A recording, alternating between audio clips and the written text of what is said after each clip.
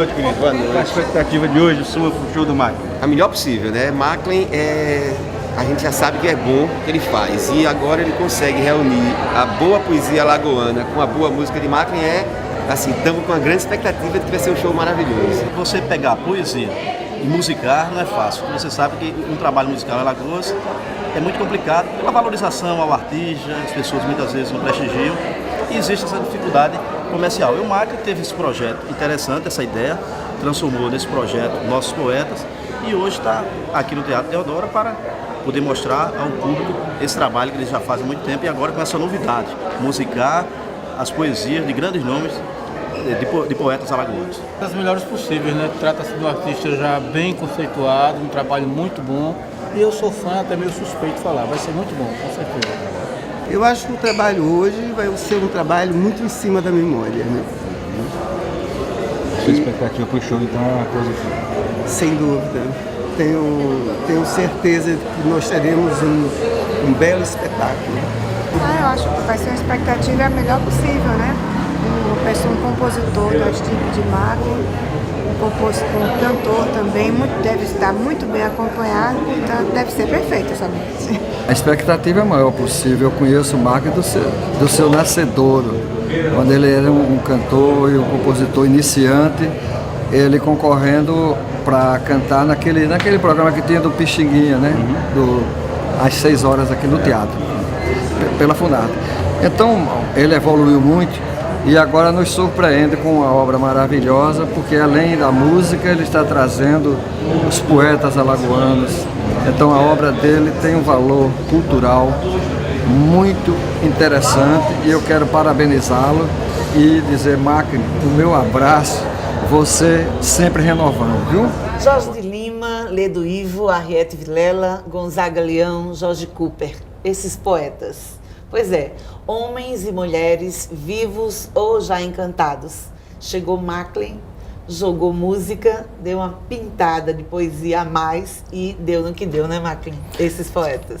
Pois é, Gal. Finalmente. Finalmente, porque isso foi um parto muito longo, né? É gestação de elefante. Exatamente, 2 anos.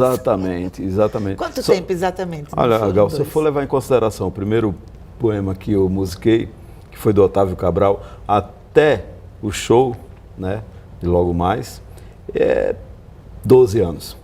12 anos. Gente, foi 12 assim, anos. um trabalho maduro, né? Foi. Apurado. Foi porque a questão é a seguinte, Gal.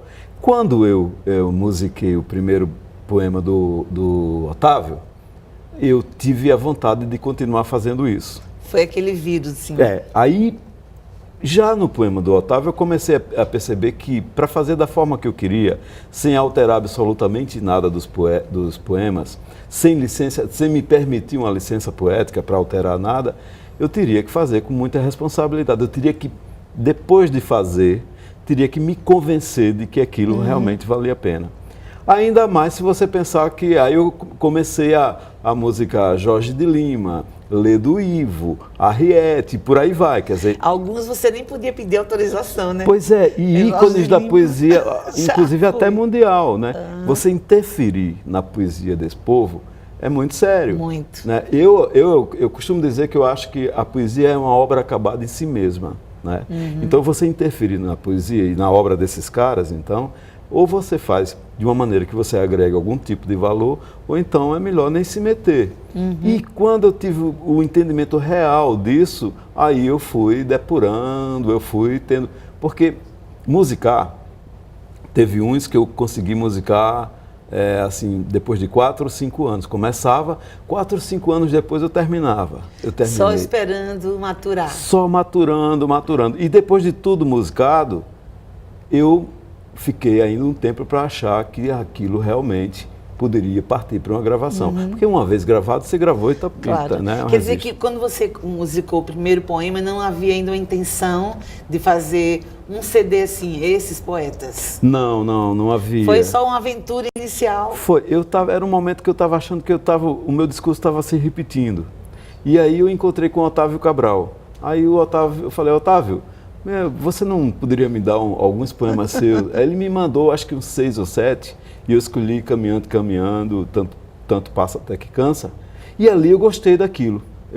Quando eu Gostou da experiência? gostei, falei, pô, bacana, eu acho que eu vou continuar com isso aqui. Aí foi aí que me deu a ideia. Então eu vou musicar mais poetas alagoanos pensando no projeto do disco. Mas eu não pensava que ia demorar tanto tempo. Eu não pensei.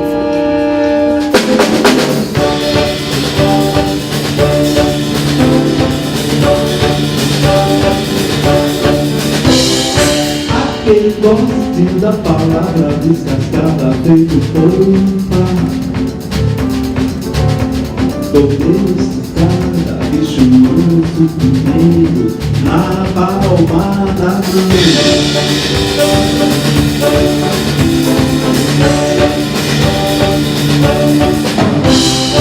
Aquele goste da palavra despojada de arrependimento, voada, atrelada ao voz submissa.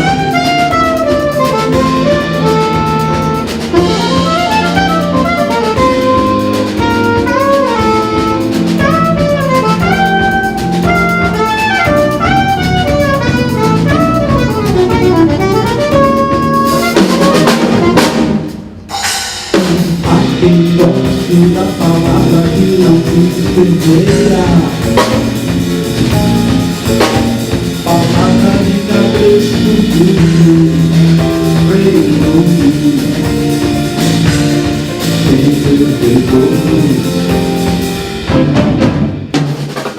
que além da inspiração, você está falando de uma coisa de maturar também, trabalhar, da inspiração e transpiração, né? Além disso, o que é que retardou mais um pouco o projeto? Bom, os custos? Também, porque todo projeto, um disco, por exemplo, ele tem basicamente 3 etapas, né? Tem a primeira etapa, que é a etapa da criação. E eu já tive essa complexidade na criação, esse entendimento dessa complexidade. Depois de criado, houve a dificuldade de conseguir dinheiro para transformar no disco, a parte gravada. Mesmo, né? Depois de gravado, também teve outra pausa, que foi porque eu concebi, a partir dos poemas musicados, eu comecei a conceber o projeto de outra forma. Eu queria fazer uma amálgama de algumas outras expressões artísticas. E fiz.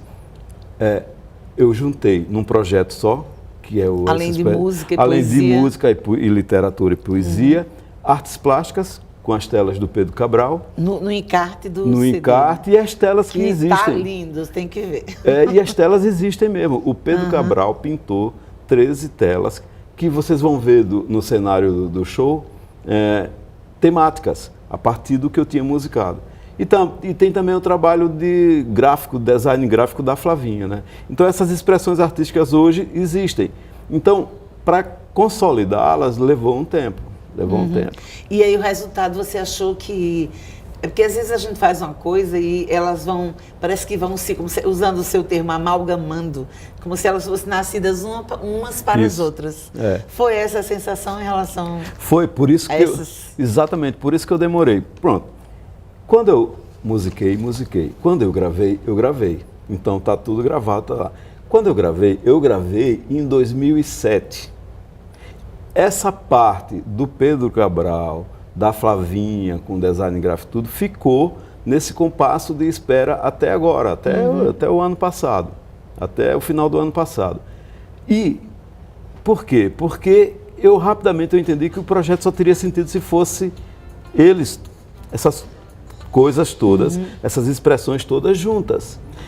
Chegou momentos, Gal, que eu disse, não, quer saber, eu vou fazer como essa garotada está fazendo, velho. Eu vou pegar, já está pronto, está gravado aqui, está bem gravadinho, legal, vou botar dentro de um envelopezinho normal, sim, com as letrinhas. Aí, por outro lado, eu pensava, não, mas espera aí, eu estou lidando com a poesia do Jorge de Lima, Pesou, né, Macklin, essa coisa de dizer, puxa vida, eu vou mostrar um trabalho que não é só seu. Isso, pesou. Tem a responsabilidade de mexer com a coisa alheia ali. Se eu batalhei tanto para fazer uma coisa legal musicalmente, que eu acho que eu consegui, eu estou falando em nível de arranjos, as participações, né, a participação da Wilma, da Clara, da Leureni, do Júnior Almeida, cantando comigo em algumas faixas.